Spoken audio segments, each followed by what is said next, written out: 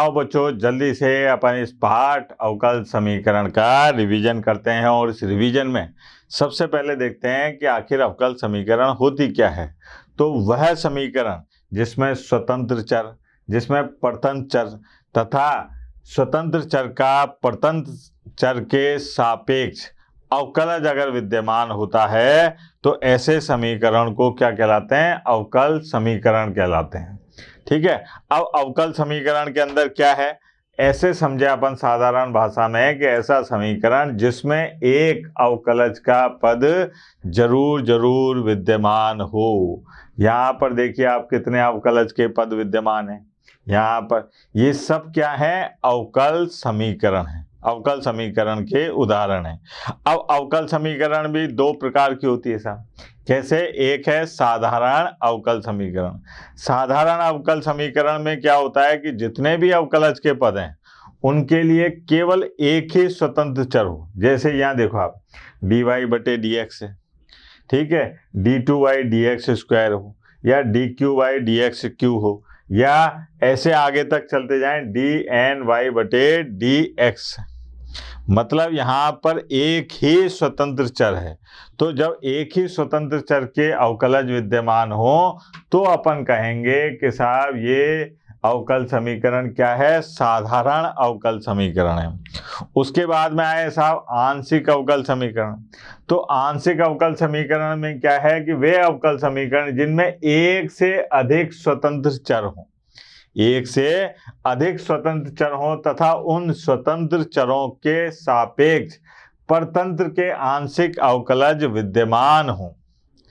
ठीक है। तो ऐसे अवकल समीकरण को अपन क्या कहते हैं? आंशिक अवकल समीकरण कहते हैं। अब सब आगे बढ़ते हैं। अवकल समीकरण में सबसे जो महत्वपूर्ण बात होती है वो होती है उसकी कोटि पहचानना। तो अवकल समीकरण की कोटि होती क्या है साहब? तो अवकल समीकरण की कोटि कि किसी फलन का जितनी बार अवकलन किया गया है, जैसे अगर फलन का एक बार अवकलन किया गया है तो उसकी कोटि हुई एक, दो बार अवकलन किया गया है तो उसकी कोटि हुई दो, तीन बार अवकलन किया गया है तो उसकी कोटि हुई तीन। तो अवकलन जितनी बार अवकलन किया जाता है, और या ऐसे कहें कि अपने पास में इस अवकल समीकरण के अंदर जो अवकलज विद्यमान है वो कितनी बार अवकलन करने पर प्राप्त हुआ है, ठीक है, वो संख्या क्या कहलाएगी? उसकी कोटि कहलाएगी। किसकी? अवकल समीकरण की। अब जैसे देखिए कि यहाँ पर है ये d2y dx square, x dy बटे dx, 2y बराबर e की घात x। अब इसमें सबसे ज्यादा अवकलन कब हो रहा है? यहाँ पर। ठीक है। तो इसका मतलब ये हुआ कि जो इसकी कोटि है वो क्या हो गई? अपने पास में दो हो गई साहब। इसकी कोटि कितनी है? इस अवकल समीकरण की कोटि दो है। ठीक है बेटा, आगे बढ़ते हैं। एक और बात सुनाई देगी अपने को, क्या? अवकल समीकरण की घात। घात क्या होती है? जिस अवकल से आपने कोटि का ज्ञान लिया है, यानी कि जिससे अपन ने कोटि को ग्रहण किया है, उस अवकल लज को पकड़ लो और उसकी जो अधिकतम घात है वो अवकल समीकरण की घात कहलाएगी। जैसे ये अपने पास में एक अवकल समीकरण है। अब इसके अंदर देखो आप कि कोटि बतानी है मेरे को, तो कोटि में इससे बताऊंगा कि इससे बताऊंगा। तो यहाँ पर अधिकतम मान है 3, तो कोटि हो गई 3। अब कोटि मैंने इस पद से देखी है कि इस पद से देखी है? तो मैंने देखी है इससे, तो इसकी अधिकतम घात कितनी है? 2। तो इस जो अवकल समीकरण है इसकी कोटि है 2 और घात है 2। अब बालक के साहब घात 3 लिख देते आप, तो घात 3 नहीं लिखूंगा, जिस अवकल से मैंने कोटि ली है उसी से मैं घात भी लूंगा। ठीक है बेटा, आगे बढ़ते हैं। अब साहब एक उदाहरण से समझते हैं। ये अपने पास में एक अवकल समीकरण दे रखी है और अपने से कहा जा रहा है कि इसकी घात और कोटि बताओ। तो सबसे पहली बात कि अगर आपके पास में कोई अवकल समीकरण है तो ऐसे कोई भी अवकलज जो है अंडर रूट के अंदर है ना, या फिर ऐसे नहीं होना चाहिए कि भाई साइन dy बटे dx ऐसे आ जाए। मतलब जिसको अलग ना किया जा सके, है ना। यानी कि इसकी घात जो है वो क्या होना चाहिए, पूर्णांक में होनी चाहिए, ऐसे नहीं 1/2 जैसे इसकी घात आ रही है, ये नहीं चलेगा। तो पहला काम क्या करेंगे अपन कि इसको सरल करेंगे, जितना अपन सरल कर सकते हैं। अब कैसे सरल होगा साहब, इस एक को ले आया मैं इधर, ये आ गया मेरे पास में d2y और dx की स्क्वायर माइनस 1 बराबर अंडर रूट, यह आ गया dy/dx। अब क्या करा, दोनों पक्षों का वर्ग करने पर, अब दोनों पक्षों का वर्ग करा था तो क्या होगा, इसका वर्ग आएगा, देखो आप d2y/dx2, इसकी घात आ गई 2, फिर -2 और साहब ये आ गया d2y/dx2 और +1 और बराबर dy/dx, ये आ गया। अब अपने को क्या काम करना है कि यहाँ पर घात और कोटि बतानी है। तो सबसे पहले बात करते हैं अवकल समीकरण की कोटि की। अब भैया कोटि कैसे, ज्यादा से ज्यादा अवकलज कितनी बार किया गया है, तो देखो आप, है ना, यहाँ पर ज्यादा से ज्यादा अवकलज जो है वो कितनी बार है, 2 बार, d2y/dx2। तो इसका मतलब ये हुआ कि यहाँ पर कोटि कितनी हो गई बेटा, 2। अब बात आई घात की, तो मैंने कोटि किससे लिए, इन दोनों में से किसी से भी ले सकता हूं, लेकिन अधिकतम घात ये है तो ये ली साहब। तो यहाँ पर घात कितनी आ गई बेटा, घात भी आ गई 2। तो अगर अपने को किसी फलन की किसी अवकल समीकरण की घात और कोटि बतानी है तो पहले उस अवकल समीकरण को निहारो और देखो कहीं उसमें जो अवकलज है वो कहीं फंसा हुआ तो नहीं है, अंडर रूट के अंदर, त्रिकोणमितीय फलन के अंदर, लॉग के अंदर।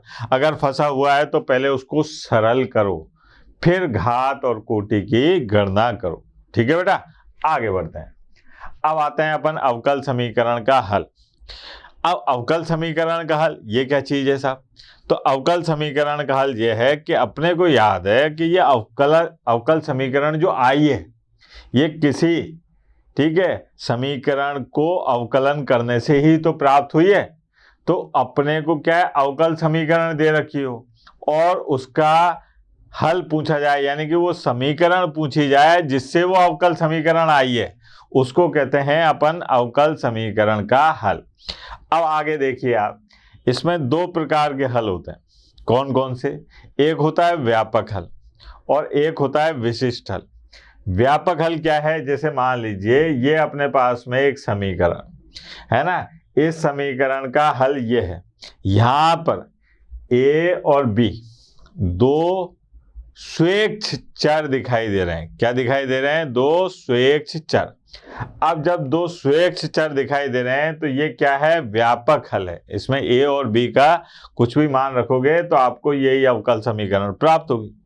तो इसलिए अपन इस अवकल समीकरण को क्या कहते हैं, इस अवकल का व्यापक हल क्या है, ये है ना, जिसमें स्वेच्छ चर विद्यमान है। अब बात करें विशिष्ट हल की।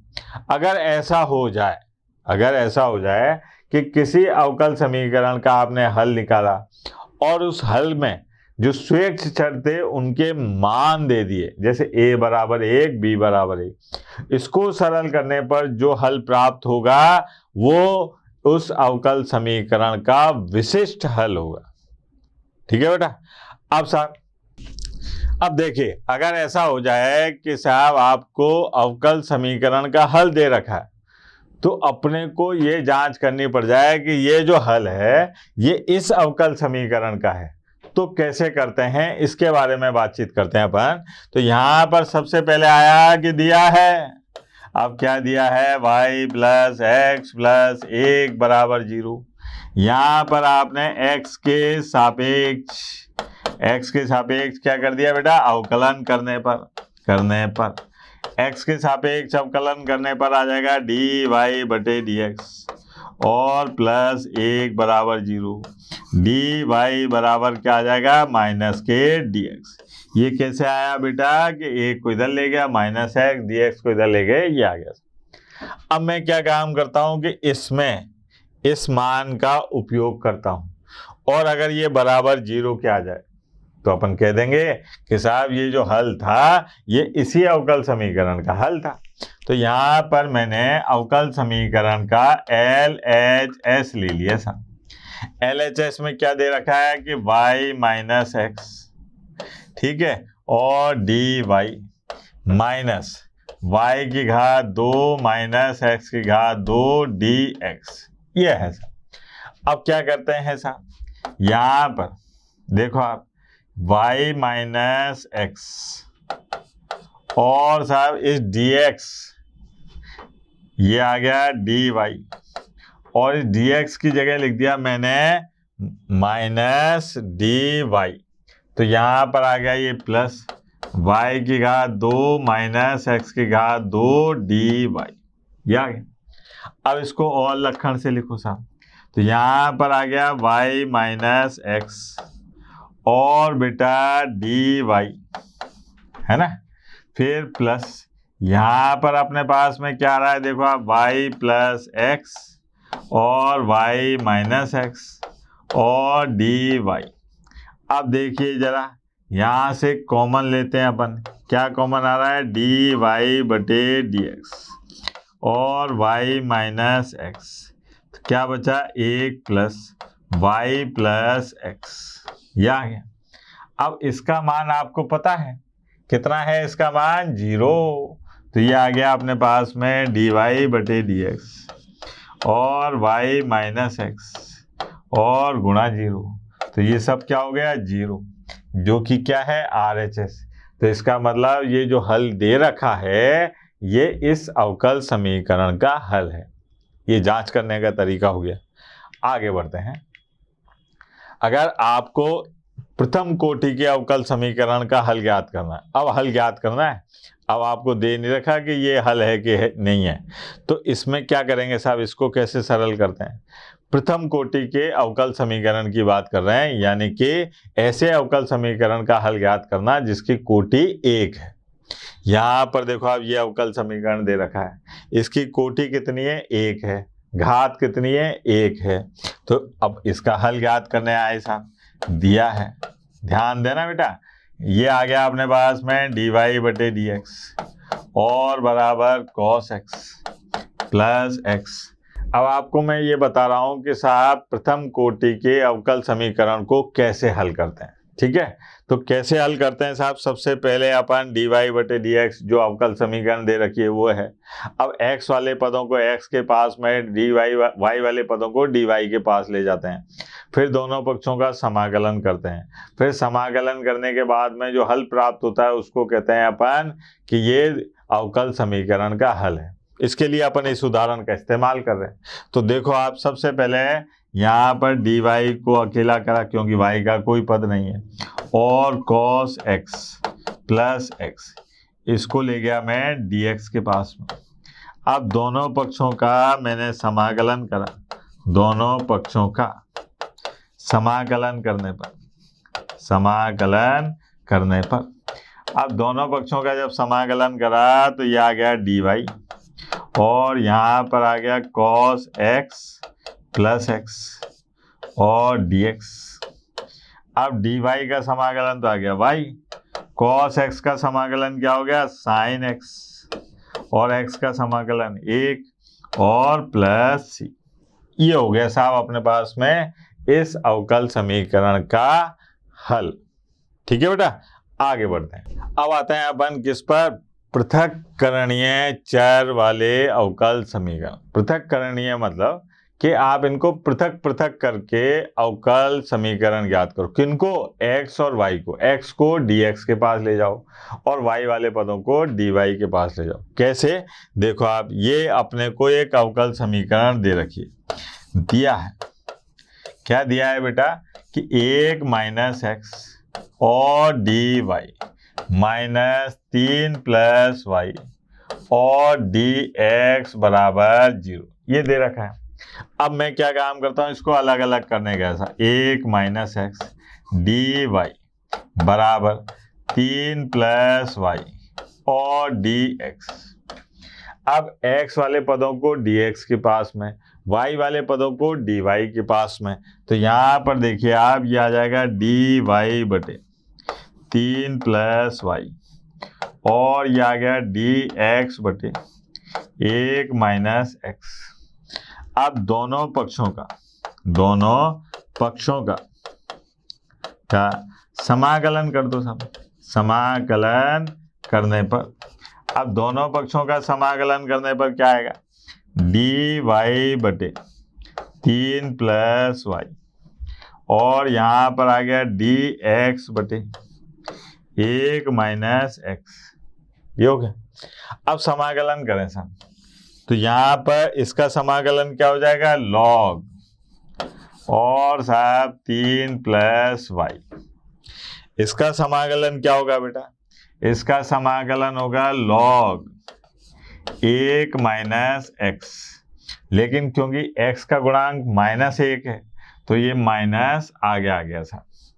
फिर बचा अपने पास में c, तो ये आ गया अपने पास में, जब ये भी लॉग है ये भी लॉग है तो यहाँ पर लिख दो लॉग c।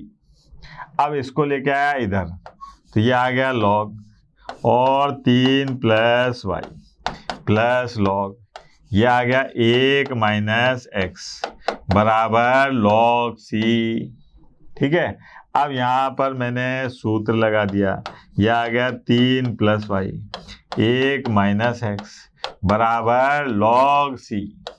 अब एंटी लॉग लेने पर यह आ गया 3 प्लस वाई 1 माइनस x और बराबर c। ये अपने पास में आया दी गई अवकल समीकरण का हल। ठीक है बेटा।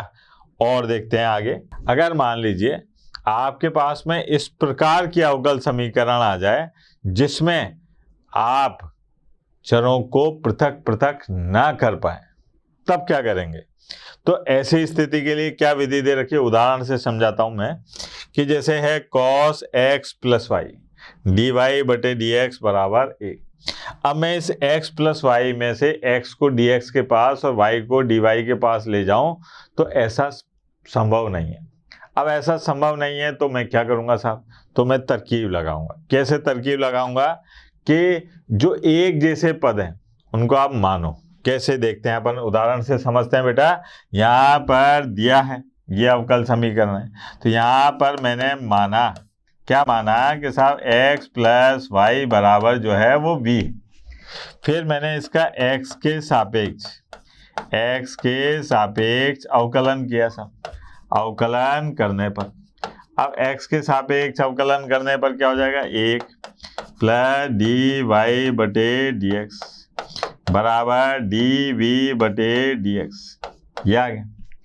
अब क्या काम करना है मेरे को, यहाँ पर प्रतिस्थापन करना है। जितना सरल कर सकते थे कर लिया। अब प्रतिस्थापन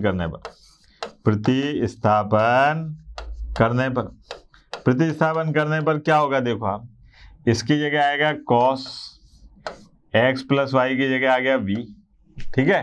फिर dy बटे dx है, तो dy बटे dx का मान क्या आ गया अपने पास में, dv और बटे dx। ठीक है। और माइनस का 1 और बराबर 1 योग है। अब इसको और लक्षण से लिखें साहब, तो ये आ गया अपने पास में cos v और dv बटे dx, फिर माइनस cos v है ना, और बराबर 1। अब इसको ले गया उधर, तो ये आ गया cos v और dv बटे dx और ये आ गया 1 प्लस cos v। ठीक है। अब मेरे को इसको भी ले जाओ भैया इधर, तो ये आ गया dv बटे dx और साहब 1 प्लस cos v और बटे में cos v। ये हो गया। अब v के पास में dv को ले जाओ और x के पास में dx को ले जाओ, तो यहाँ पर क्या हो गया अपने पास में cos v और बटे में 1 प्लस cos v dv। ठीक है।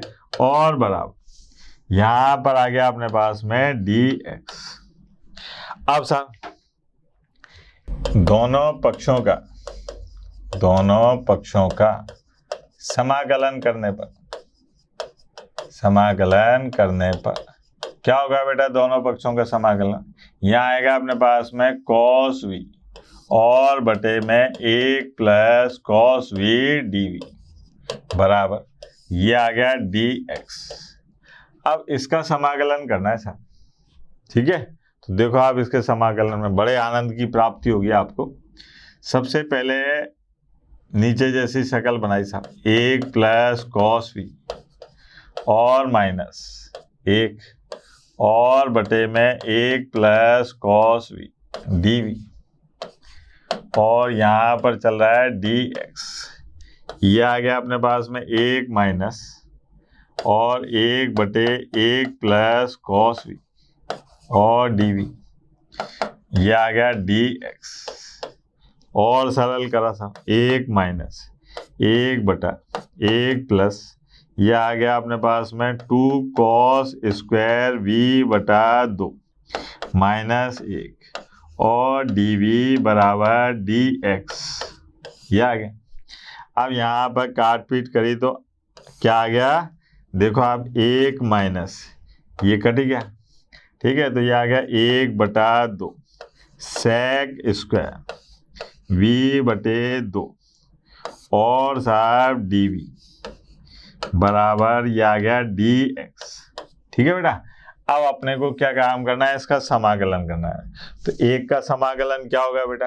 1 का समाकलन आ गया अपने पास में v, फिर माइनस 1 बटा 2। अब sec स्क्वायर v बटे 2 का समाकलन करना है। sec स्क्वायर का क्या होगा अपने पास में? tan v बटे 2। अगर ये अवकलन होता तो मैं 1 बटे 2 का गुणा करता, लेकिन ये समाकलन है तो मैं क्या काम करूंगा? 1 बटे 2 का भाग लगा दूंगा, ठीक है। और यहाँ पर आ गया x प्लस c, ठीक। अब इस 1 बटे 2 से ये 1 बटे 2 कट गया, ये आ गया अपने पास में v माइनस tan v बटे 2 बराबर x प्लस c। अब आपने v किसको माना था वो देखें अपन। तो अपन ने v माना था बेटा, देखो याद करो, x प्लस वाई को। किसको माना था? x प्लस वाई को। तो यहाँ पर लिखो x plus y minus tan x plus y बटा 2 बराबर x प्लस c। अब ये x से ये x गायब, तो ये आ गया y बराबर tan x प्लस वाई बटा 2 और प्लस c। ये आ गया साहब अवकल समीकरण का हल। ये प्रश्न लंबे होते हैं लेकिन कठिन नहीं होते, तरकीब एक ही लगती है, सीधे सीधे से करते आओ, ठीक है बेटा। आगे देखते हैं। अब बात करते हैं समघातीय अवकल समीकरण की। तो समघातीय अवकल समीकरण में क्या है कि अगर अवकल समीकरण इस प्रकार से हो कि उसमें 2 चर हो x और y, और फलन जो है वो ऐसा आ जाए कि साहब x, y, और जो समीकरण बने वो ऐसे बने कि x की घात n और साहब यहाँ पर आ जाए y बटा x, या फिर y की घात n और f x बटा y। तो ऐसे समीकरण को अपन क्या कहते हैं? समघात अवकल समीकरण। अब समघात अवकल समीकरण को पहचानने तथा उसकी घात बताने के लिए अपन क्या काम करते हैं? देखिए ये 2 उदाहरण है। इसमें अपने को ये बताना है कि ये समघातीय अवकल समीकरण की घात क्या होगी। तो उसके लिए देखते हैं अपन कि यहाँ पर अपने पास में ये दे रखा है x, y और एक्सपोनेंशियल ये है अपने पास में 2x प्लस y और बटे में 3x माइनस y। सबसे पहला काम क्या करो आप कि x की जगह पर आप लिखो क्या? लैम्डा x, और y की जगह पर लिखो आप लैम्डा y। ये लिख लिया साहब। तो यहाँ पर अपने पास में क्या आ जाएगा? देखो आप exp, ये आ गया 2 लैम्डा x, ठीक है। फिर प्लस यहाँ पर आ गया अपने पास में लैम्डा y और बटे में यहाँ आ गया 3 लैम्डा x और लैम्डा y। ये हो गया। अब यहाँ से देखिए आप, तो यहाँ पर क्या दिखाई दे रहा है, ये ऐसे, और यहाँ से लेमडा एक्स कॉमन ले लिया, तो क्या बचेगा अपने पास में 2 + y/x, और यहाँ से क्या कॉमन ले लिया अपन ने, लेमडा एक्स, तो क्या बचेगा अपने पास में, देखो यहाँ पर आएगा 3 - y/x, आ गया ना। अब यहाँ पर देखिए आप, यहाँ x की घात कितनी आ रही है, 0, लेमडा की घात कितनी है, 0, यानी कि अगर मैं x से x काट दूं तो यहाँ पर क्या प्राप्त होगा अपने को, 1। तो अपन कह सकते हैं कि साहब यहाँ पर लेमडा की घात 0 और x की घात भी क्या है, 0। तो इस समघातीय अवकल समीकरण की घात कितनी होगी, 0। अब बालक के सर ऐसे तो सबकी 0 होगी, तो नहीं होगी बेटा। देखो आप, ये दूसरा वाला देखो आप, यहाँ पर अपने पास में है x, y, ये बराबर है किसके, x, और साहब कोसेक y/x और -y, ठीक है। अब यहाँ पर x की जगह पर लेमडा x और y की जगह लेमडा y रख के देखते हैं, तो ये आ जाएगा अपने पास में लेमडा x और कोसेक, ठीक है, ये लेमडा y/लेमडा x और माइनस लेमडा y। अब यहाँ से देखो आप, लेमडा x कॉमन लो आप, ठीक है, लेमडा x कॉमन ले लिया, तो क्या बचा अपने पास में, कोसेक, और साहब यहाँ पर आ गया y/x और माइनस y/x, ये हो गया सर, ठीक है। अब यहाँ पर देखिए आप, लेमडा की घात भी कितनी है, 1, x की घात भी कितनी है, 1। तो अपन कह सकते हैं कि ये जो समघातीय अवकल समीकरण है, इसकी घात कितनी है, 1 है, ठीक है बेटा। आगे बढ़ते हैं। आगे अपने पास में क्या दिखाई दे रहा है साहब, कि अपने को जांच करनी है कि ये जो है समघात के अवकल समीकरण है भी कि नहीं है। तो बिल्कुल वैसे के वैसे ही कि भाई समघात के अवकल समीकरण के लिए अपने को क्या काम करना पड़ता है कि जो पद हैं वो y/x के रूप में आ जाएं और भार जो है वो x की पावर n यानी कि लेमडा x की पावर n इस रूप में मान आ जाए। तो अपन क्या काम करते हैं, इस समीकरण को बताते हैं कि ये समघात का अवकल समीकरण है कि नहीं। तो उसके लिए क्या काम करेंगे अपन, x बराबर लेमडा x एवं y बराबर लेमडा y रखने पर, रख दो भैया, रखने पर क्या आ जाएगा, देखो आप, ये आ गया लेमडा x कॉस और साहब लेमडा y/लेमडा x dy/dx बराबर lambda y cos lambda y और लेमडा x, ठीक है, और प्लस लेमडा x, ठीक है। अब यहाँ से आप देखो, आप लेमडा x कॉमन ले लो, तो लेमडा x मैंने कॉमन ले लिया, क्या बचा साहब, तो यहाँ बचा अपने पास में कॉस और लेमडा y/लेमडा x और dy/dx, ये आ गया। और यहाँ पर देखें अपन, यहाँ पर है अपने पास में लेमडा x कॉमन लिया अपन, लेमडा x, तो क्या बचेगा अपने पास में y/x और कॉस लेमडा y/लेमडा x प्लस 1, यह आ गया। लेमडा x को इधर लेके आए तो यह आ गया लेमडा x/लेमडा x, है ना। यहाँ पर क्या हो जाएगा अपने पास में कॉस लेमडा y/लेमडा x और dy/dx, है ना, और बराबर y/x कॉस लेमडा y/लेमडा x प्लस 1। अब चाहो तो लेमडा से ये लेमडा काट दो, तो यहाँ पर ये मान देखो आप, क्या आ गया, लेमडा और x की घात कितनी आ गई, 0। तो ये ऐसा समघातीय अवकल समीकरण है जिसकी घात कितनी है, 0 है। आगे बढ़ते हैं। अब साहब समघातीय अवकल समीकरण को हल करने का तरीका, अब समघातीय अवकल समीकरण को हल करने का तरीका क्या है साहब? यहाँ पर ये अवकल समीकरण दे रखी है, दिया है ये है dy बटे dx बराबर, ये आ गया अपने पास में x की घात 2 बटे x की घात 2 प्लस 5xy बटे x की घात 2 और 4y की घात 2 बटे x की घात 2। ये आ गया अपने पास में dy बटे dx बराबर 1 प्लस 5y बटा x और प्लस 4y की घात y बटा x इसकी घात 2। यहाँ पर अपन ने माना, क्या माना कि y बटा x जो है वो बराबर है v के, तो y बराबर है किसके? v गुणा x के। अब यहाँ x के सापेक्ष अवकलन करने पर क्या हो रहा है साहब? dy बटे dx बराबर, पहले को छोड़ा दूसरे का अवकलन, दूसरे को छोड़ा पहले का अवकलन, ये आ गया। अब यहाँ पर dy बटे dx की जगह ये प्रतिस्थापन कर दो साहब, तो ये आ गया प्रतिस्थापन करने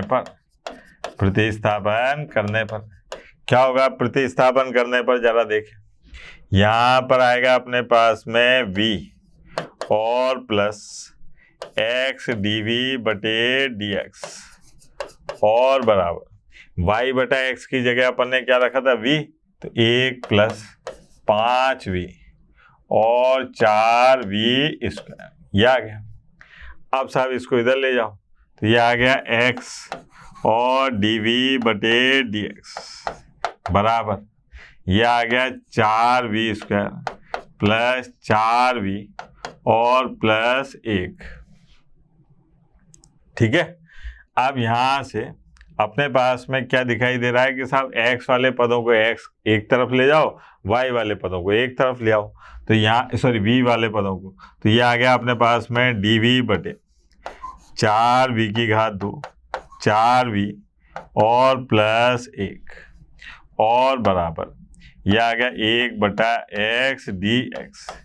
अगर मैं इसको सरल करने गया तो यहाँ पर आ जाएगा, देखो आप, dv बटे और ये है 4v की घात 2, ये आ गया 2v प्लस 2v और प्लस 1, है ना, और 1 बटा x और dx, और लक्षण से लिखें तो ये आ गया dv बटे, यहाँ पर आपने 2v और प्लस 1 का होल स्क्वायर हो गया साहब, है ना, और बराबर 1 बटा x dx। अब क्या काम करते हैं अपन? दोनों पक्षों का समाकलन कर लेते हैं। ठीक है, दोनों पक्षों का समाकलन करने पर अब दोनों पक्षों का समाकलन करने पर ये आ गया अपने पास में 1 बटा 2v प्लस 1 इसकी उलघात 2 dv और ये आ गया 1 बटा x और dx, है ना। तो ये इसका समाकलन करने गया था, तो ये आएगा माइनस 1 बटा 2v प्लस 1 और साहब अब 2v इसका अगर अवकलन करता, है ना, तो क्या आता अपने पास में? गुणा 2 और यहाँ आएगा 1 बटा 2, ये हो गया log x और साहब प्लस, सरल कर लें साहब, तो ये आ गया अपने पास में, 2 को इधर ले जाता हूँ, है ना, ये आ गया माइनस 1 बटा 2 गुणा 2v प्लस 1 बराबर log x और प्लस c। अब v की जगह मान रख दो, v की जगह मान रखा तो ये आ गया 2 और y बटा x प्लस 1 और log x प्लस c। अब यहाँ पर देखिए आप, ये x अपन ने एलसीएम लेके कहाँ पहुँचा दो? ऊपर, तो माइनस x बटे 2 गुणा 2y प्लस x और log x प्लस c। ये आ गया अपने पास में समघातीय अवकल समीकरण का हल। ठीक है बेटा, आगे बढ़ते हैं। अब आते हैं अपन प्रथम कोटि के रैखिक अवकल समीकरण के बारे में। रैखिक अवकल समीकरण में क्या है कि अपने पास में इस रूप में मान दिखाई दे, कैसे, dy बटे dx प्लस पी वाई बराबर क्यू। अगर इस रूप में मान दिखाई देता है तो उसको कहते हैं प्रथम कोटि का रैखिक अवकल समीकरण। ठीक है। ऐसे ही अगर मान लीजिए यहाँ पर ये रूप ना दिखाई दे के ये दिखाई दे, dx बटा dy और प्लस px बराबर q, तो ऐसे समीकरण को रैखिक अवकल समीकरण कहते हैं। अब इसको हल कैसे करते हैं उसके बारे में जानकारी लेने से पहले ये पता लगाते हैं कि दिया गया समीकरण रैखिक अवकल समीकरण है कि नहीं है। तो वो पता लगाने के लिए आपको ये दो रूप याद होने चाहिए। ठीक है, कौन कौन से, dy बटे dx, इसमें dy बटे dx का गुणांक 1 होना चाहिए। यहाँ पर देखिए y दे रखा है, y के साथ में जो भी गुणा हो रहा हो, जो भी है ना, वो क्या कहलाएगा, p। और ये है q, यहाँ पर जो भी होगा मान जिसमें y नहीं होगा तो वो क्या कहलाएगा, q कहलाएगा। ऐसे ही यहाँ पर ये dx बटे dy है। जैसे ये देखिए आप, अगर यहाँ पर ये दे रखा है dx बटे dy माइनस x बटा y प्लस y बराबर y की घात 2। अब ये कौन सा रूप लिए हुआ है, ये वाला रूप लिए हुआ है। ठीक है। अगर यहाँ पर p, इससे तुलना करो आप, तो यहाँ पर p का मान कितना है, माइनस 1 बटा y, q का मान कितना है, y की घात 2। ये तरीका है अपना। ये आने के बाद में अब अपने को क्या है, एक महत्वपूर्ण चीज होती है इसमें, समाकलन गुणक IF। वो क्या चीज है, अगर मान लीजिए अपने पास में समीकरण जो है रैखिक अवकल समीकरण, ये है dy बटे dx प्लस पी वाई और बराबर q, ये पहला रूप है। तो यहाँ पर जो IF यानी कि समाकलन गुणक होगा वो क्या होगा साहब, वो होगा e की घात और ये p और dx, ये समाकलन गुणक होगा। इसको क्या कहते हैं अपन, समाकलन गुणक। अब इस समीकरण एक का हल, समीकरण एक का हल यानी कि इस अवकल समीकरण का जो हल होगा वो क्या होगा बेटा, वो होगा y गुणा IF और बराबर q गुणा IF और dx, ये होता है। अगर मान लीजिए ये ऐसे होता dx बटा dy और साहब प्लस px और बराबर q, ये दूसरा रूप है। अब यहाँ पर जो IF होता यानी कि समाकलन गुणक होता, वो इंटीग्रेशन फैक्टर, ठीक है, इसलिए IF लिख रहा हूं मैं इसको, इंटीग्रेशन फैक्टर। तो यहाँ पर क्या होता है, e की घात और p। अब यहाँ पर अपन किसके सापेक्ष समाकलन करते, y के सापेक्ष। अब इसमें समीकरण का हल जो होता, समीकरण का हल अगर उसकी बात करते तो अपन क्या काम करते कि यहाँ पर लिखते x गुणा IF और बराबर q गुणा IF और dy। ये आ गया सब। ये अपने पास में दो तरीके होते हैं रैखिक अवकल समीकरण को हल करने के। अब प्रथम कोटि के रैखिक अवकल समीकरण को हल करने का तरीका क्या रहेगा, पहले तो उसको रैखिक अवकल समीकरण के जो दो रूप दे रखे हैं आपको, उन दोनों रूपों में से एक रूप के मुताबिक जमा लो। उसमें फिर आप p और q जो हैं उनके मान निकालो। p और q निकालने के बाद में उसका IF ज्ञात करो। IF मतलब इंटीग्रेशन फैक्टर यानी कि समाकलन गुणक। ठीक है। फिर IF आने के बाद में जो अपने पास में अवकल समीकरण का हल है वो रूप लिखो, फिर उसमें IF का मान रखो और P और Q के मान रखो, फिर उसको सरल करो। जो भी आपको मान प्राप्त होगा उसको क्या कहेंगे अपन, प्रथम कोटि के रैखिक अवकल समीकरण का हल। ठीक है बेटा, आगे चलते हैं। ये क्या दे रखा है अपने को कि दिया है x प्लस 2y की घात 3 और dy बराबर y और dx। ठीक है, अब मैं अगर मान लीजिए इसको इधर लेके जाता हूँ और y को इधर लाता तो ठीक है। यहाँ पर क्या काम करा, x प्लस 2y3 और बटा y बराबर, यहाँ पर क्या आ जाएगा अपने पास में dx बटे dy। अब इसको लक्षण से लिखा तो यहाँ लिखा dx बटे dy और बराबर ये क्या हो गया अपने पास में x बटे y और प्लस ये आ गया 2y2। ठीक है, और अच्छे तरीके से लिखें तो ये आ गया dx बटा dy माइनस x बटा y और बराबर 2y2। अगर इस समीकरण 1 को की तुलना करें, समीकरण 1 की तुलना इससे करें dx बटे dy प्लस px बराबर q से करने पर, अब ये क्या है साहब, ये अपने पास में व्यापक रैखिक अवकल समीकरण है। तो यहां से आपको क्या मिला साहब कि p बराबर माइनस 1/y और q बराबर है 2y2। ये आ गया साहब। अब ये रैखिक अवकल समीकरण है तो यहाँ पर IF निकालो। अब IF बराबर क्या है साहब, e⁻, और p, अब यहाँ पर आ जाएगा p dy। ठीक है, अब p dy तो देखें आप p का मान कितना है बेटा, यह है माइनस 1/y और dy ये आ गया e⁻ माइनस log y बेसी, फिर ये आ गया e⁻ log और y⁻ माइनस 1 बेसी।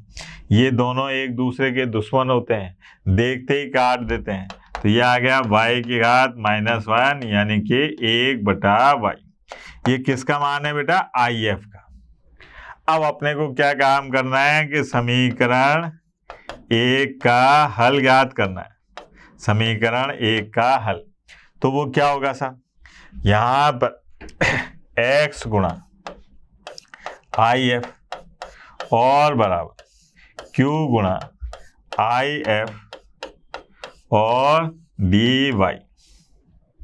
ठीक है, अब साहब यहाँ पर x, इसका मान कितना है IF का मान है 1/y बराबर q की जगह कितना है 2y2 है ना, IF का मान 1/y और साहब dy। अब ये तो हो गया अपने पास में x बटा y बराबर, यहाँ पर बात करी तो अपने पास में क्या आ गया 2y और dy है ना।